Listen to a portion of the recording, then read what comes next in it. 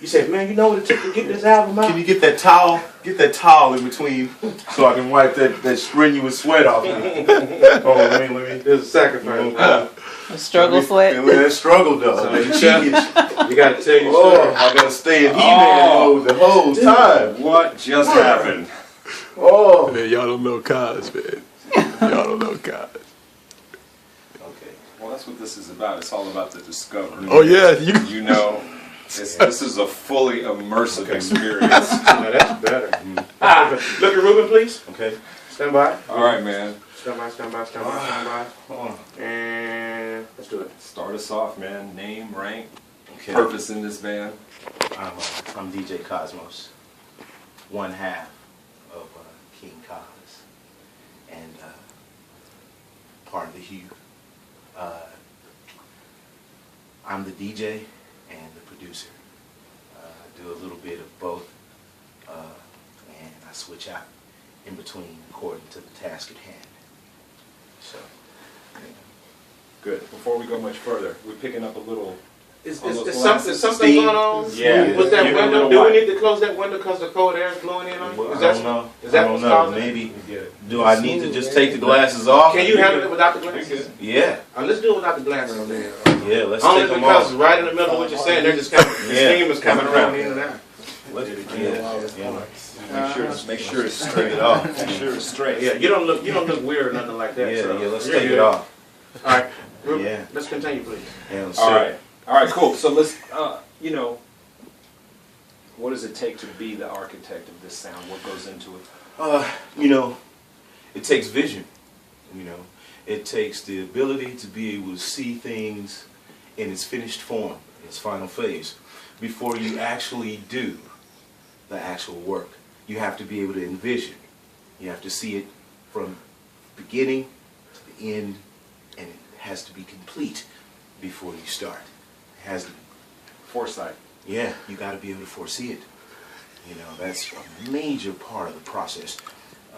King Cos is really good with that. You know, my partner, we work in a way where I don't have to be physically present, and he can just feel and know what I could possibly be thinking at the time.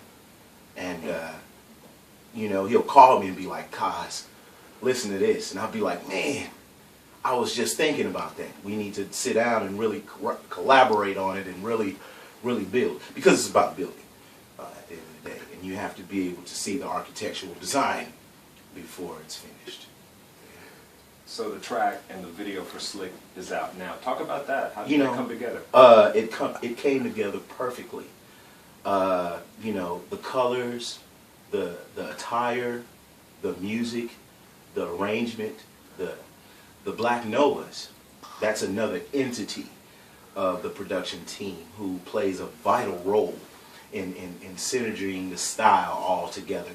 The jazz bass, the nice warm analog feel of the bottom, you know, the sax, you know, all that plays a role. Yeah, and it came together great, perfectly. The location, the Museum of Contemporary Arts, Houston, Texas, Midtown. It's the perfect. It was the perfect setting for Slick. It just captured everything.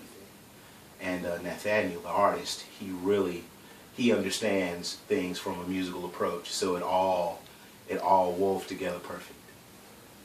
Talk about influences, because in every track that I've heard, there's a little bit of a throwback here and there. It touches on so many different things. Talk about influence for you specifically when you're creating, when you're building the structure. Influences.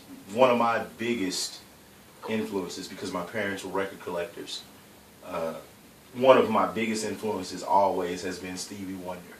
And the reason why is because here's a man who doesn't have vision, can't see, but can, for some odd reason, can see better than a person with eyes that can actually physically see. And I was always amazed with that, how he put music together, how he arranged music, and how he hurdled over his impaired vision. that was one of my influences. Another influence was my dad. You know, he played acoustic guitar. He was really, when I first started DJing, he was really excited, and he was instrumental and heavily involved in shaping and molding me in terms of my style. But we could go on and on about influences. That would be a whole nother interview, actually. So many. So, over a year of work, combining, collaborating to get to this point. Now it's out. People are listening to it. What's the goal moving ahead in 2015? The goal moving ahead is to remain focused, to stay steadfast, and to seize every opportunity to gather new fans, and to let people know that there is a different side of Houston.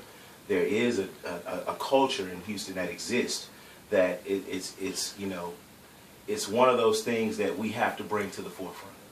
And we have the vehicle, we have the ingenuity, we have the vision, and we have the power in order to do so.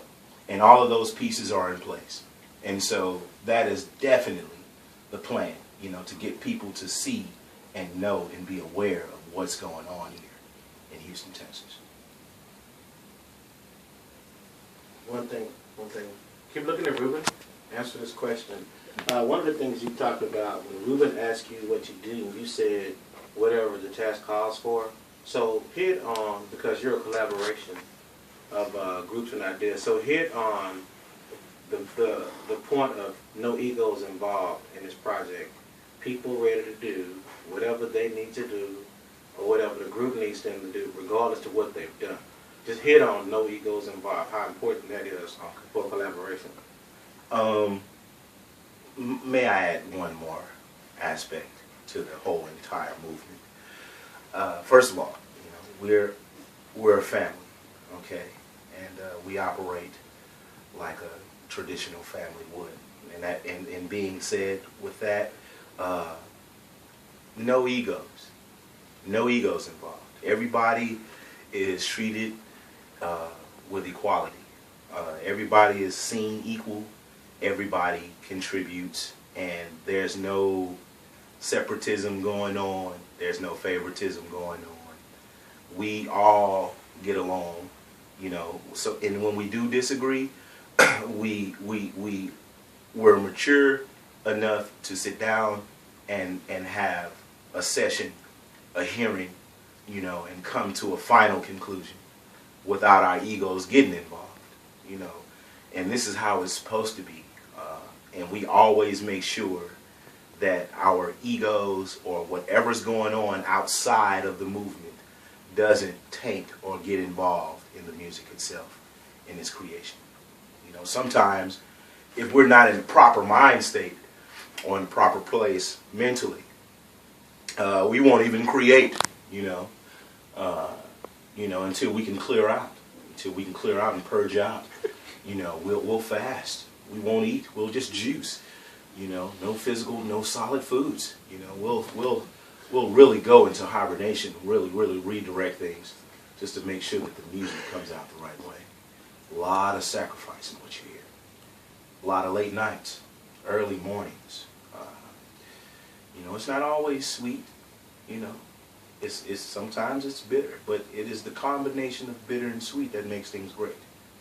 And in terms of the egos, we're able to do away with all that. And I'm very thankful for that. Because not many groups make it. Because the egos get in the way. You know, so many great artists have fallen because of that. That's good. Yes, it is. That's good. Yeah.